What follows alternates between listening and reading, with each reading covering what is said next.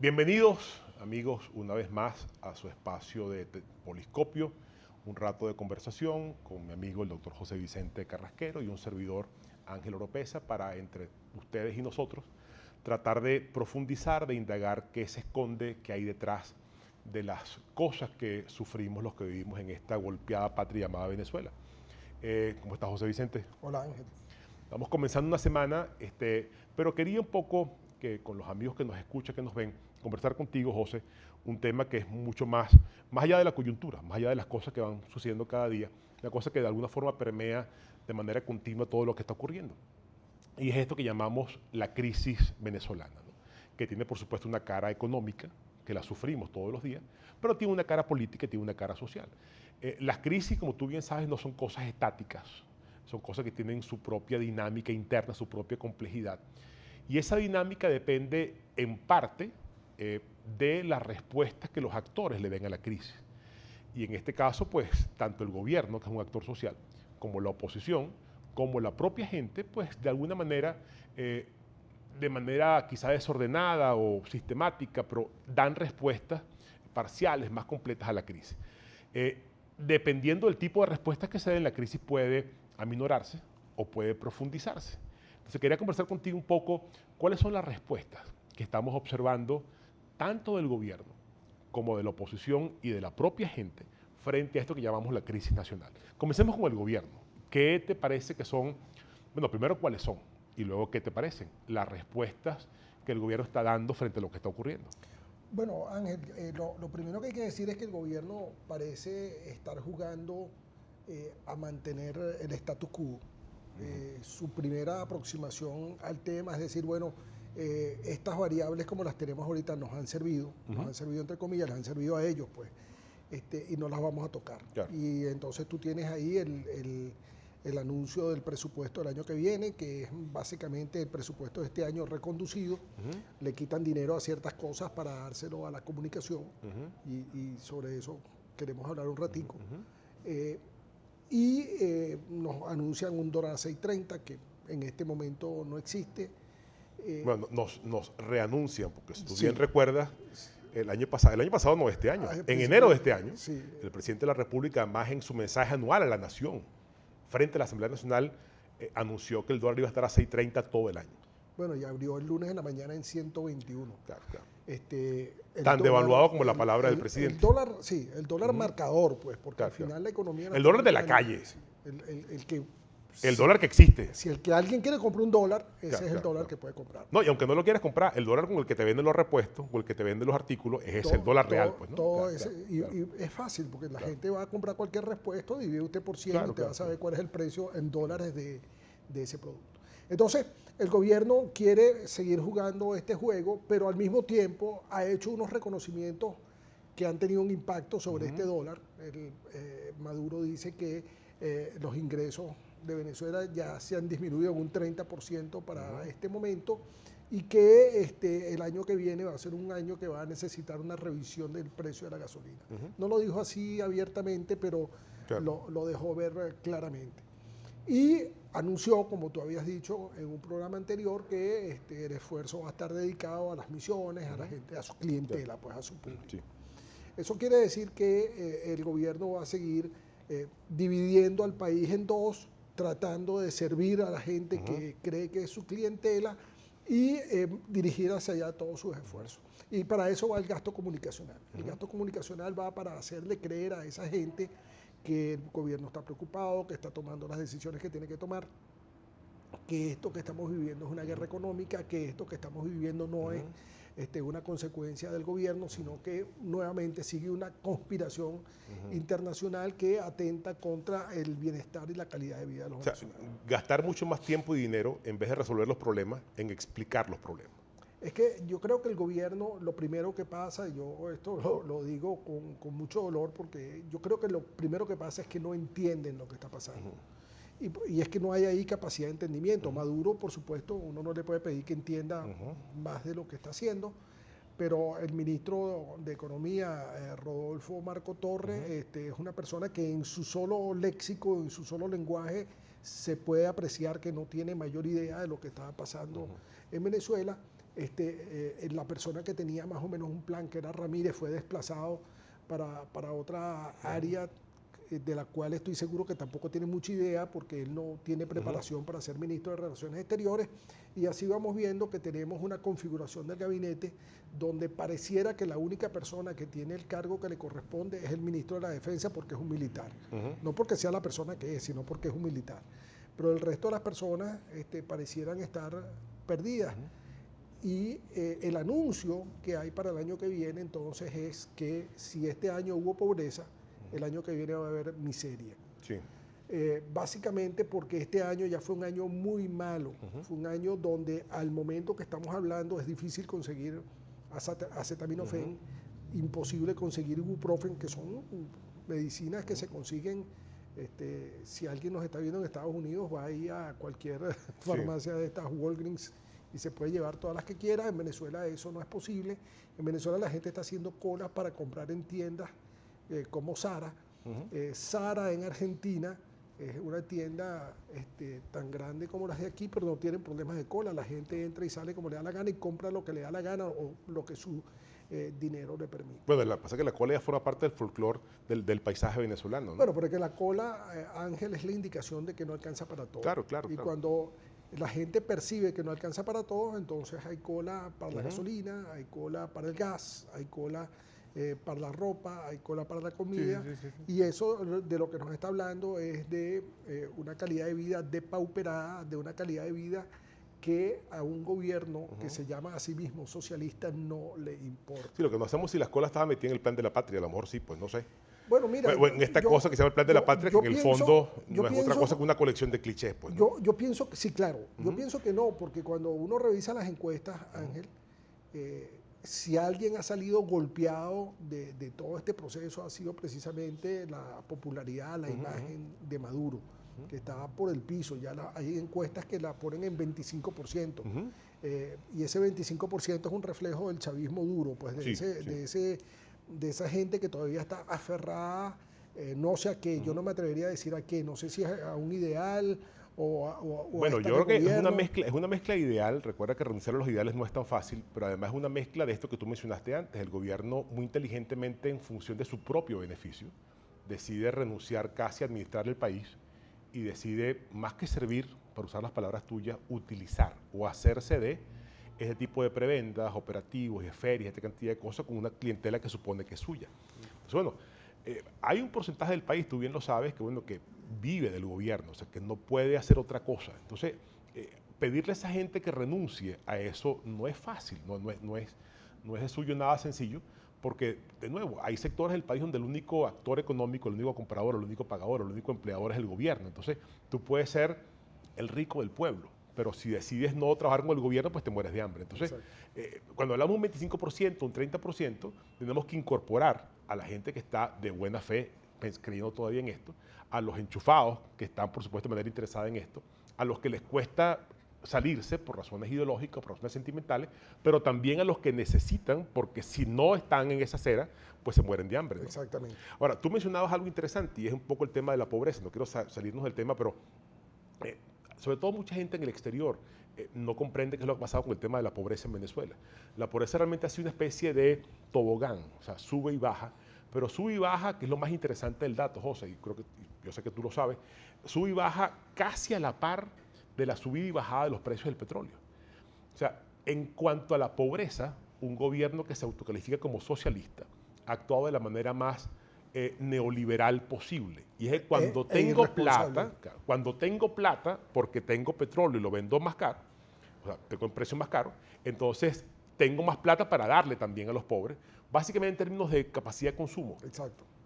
No mejoro su condición estructural, pero, cosa que por supuesto tampoco está mal, tienen más plata para gasto corriente y su consumo aumenta, cosa que está demostrado que aumentó, y aumentó de manera muy fuerte durante largos años de la revolución. Pero cuando no tengo plata, como ahora, entonces pues la pobreza sube, porque la pobreza la he combatido solo a nivel de ingreso y de consumo. Un ejemplo que quizás la gente no conoce, que tiene que ver con esto de la pobreza estructural. El promedio educativo del trabajador, del obrero venezolano, sigue siendo entre 7 y 8 años de escolaridad. nadie sale de la pobreza con un nivel de escolaridad tan bajo. Tenemos en Chile que ya va por 13, ¿no?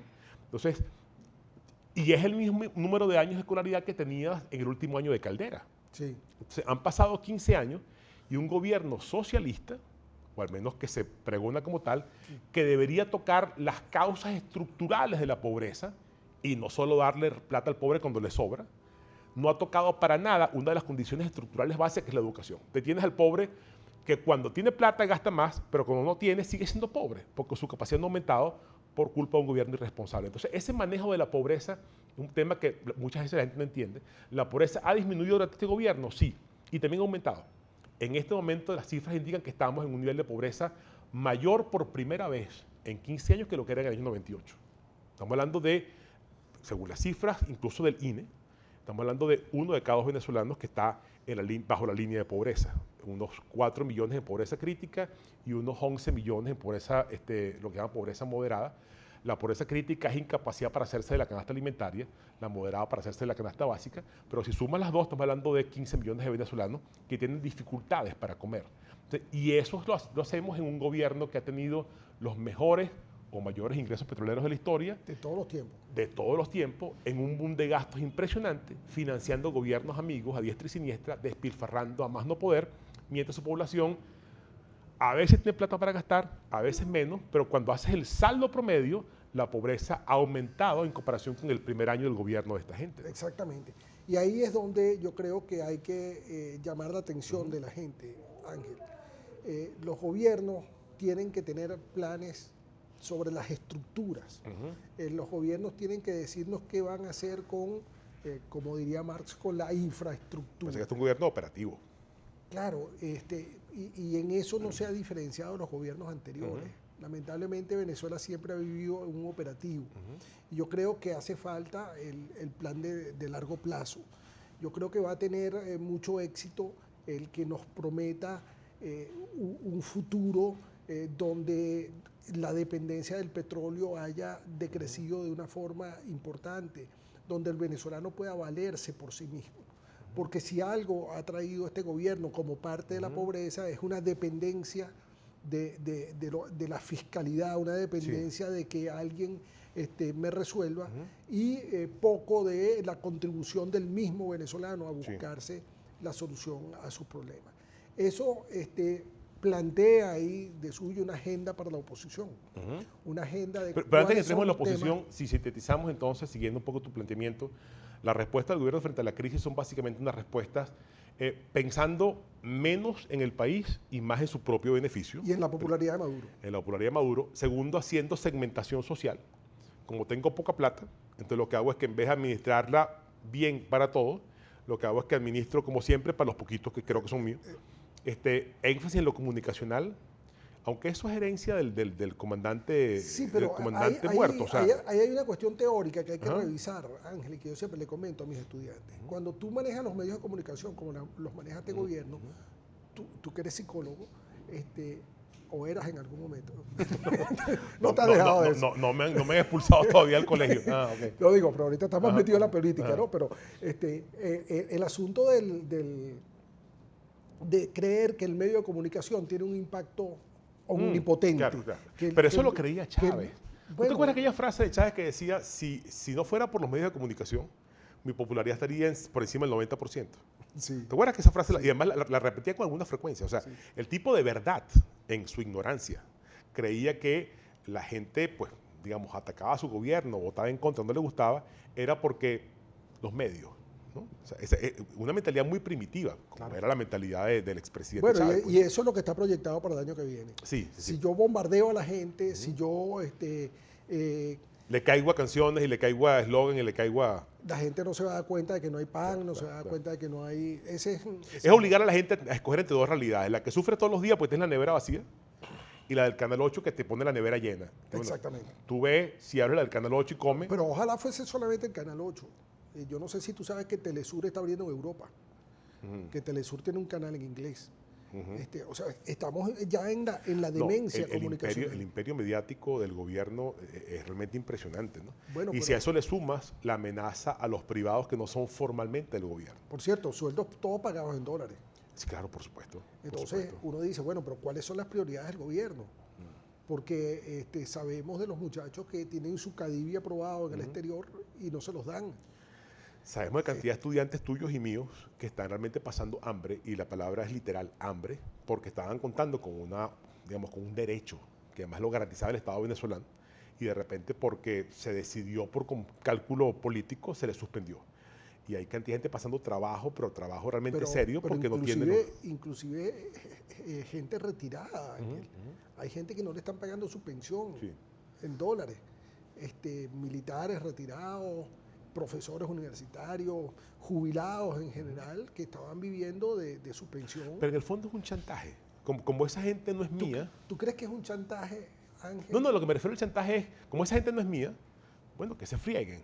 O sea, yo no voy a preocuparme por ellos. O sea, y el chantaje es, si ¿Dónde queda el humanismo entonces? Bueno, pero quedan los clichés. O sea, el cliché del combate contra la pobreza, el cliché del humanismo, del servicio al otro, todos son pantallas, todos son realmente es difícil conseguir un gobierno, digamos, un poco más cruel que en términos de violación de los derechos humanos, mucho más represivo, mucho más indolente que este. O sea, el gobierno que se jacta de ser un gobierno de buen corazón, escasamente tiene buen hígado. O sea, realmente... Por cierto, hay que decirle a quien dirige la cárcel esta de Ramo Verde, que tirar de excrementos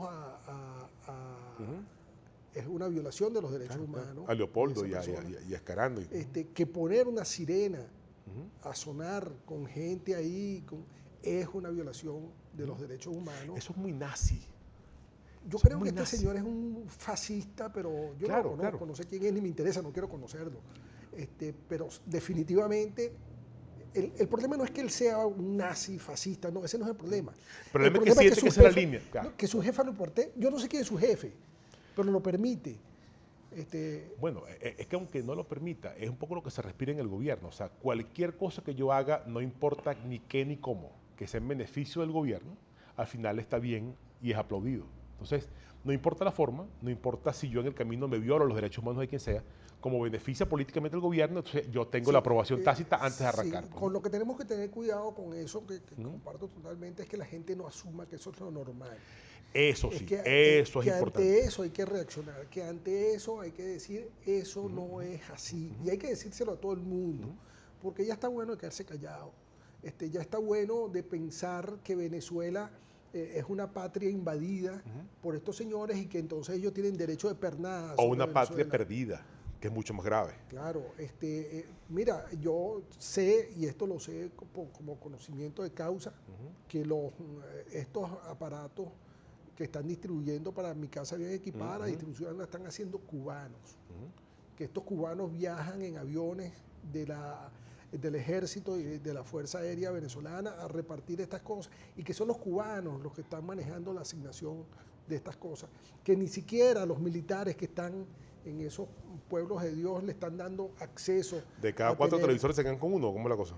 Mira, y lo revenden, debe ser alguna cosa de esa. Pues. Pero es que pues, los aviones de cubana de aviación que salen de Venezuela salen repletos de neveras, televisores. Claro.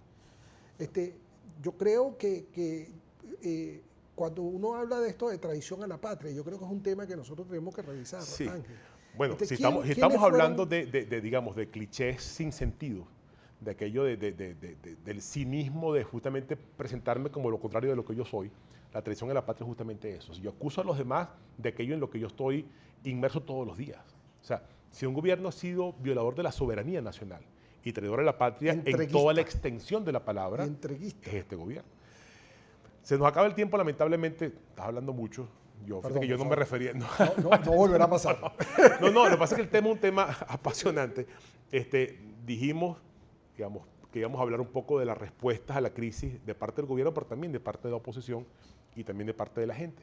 Creo que debemos dejar, y no terminamos con el gobierno, creo que debemos dejar para la próxima oportunidad, frente a esta crisis, así como el gobierno está haciendo lo suyo, su propio juego, de parte de la Mesa de la Unidad, de parte de la dirigencia de la oposición, se está haciendo algo frente a la crisis, y finalmente de parte de la población, de usted, de nosotros, se está haciendo algo o se debería hacer algo frente a la crisis, porque de nuevo la crisis, un poco su dinámica, su resolución, su comportamiento va a depender de lo que la gente haga, pero también de lo que deje de hacer. Vamos a dejar en el tintero, profe, el concepto de eficacia política, Para que lo expliquemos. Para que hablemos entonces un y poco de lo que le toca a la gente. Perfecto. Exactamente. Gracias por acompañarnos una vez más. Estamos a su servicio. Ojalá les haya sido de utilidad esta conversación. De nuevo, como siempre decimos, buscando profundizar qué hay detrás de las cosas que ustedes y nosotros sufrimos en nuestra querida Venezuela. Gracias, José Vicente. Gracias A ustedes por acompañarnos.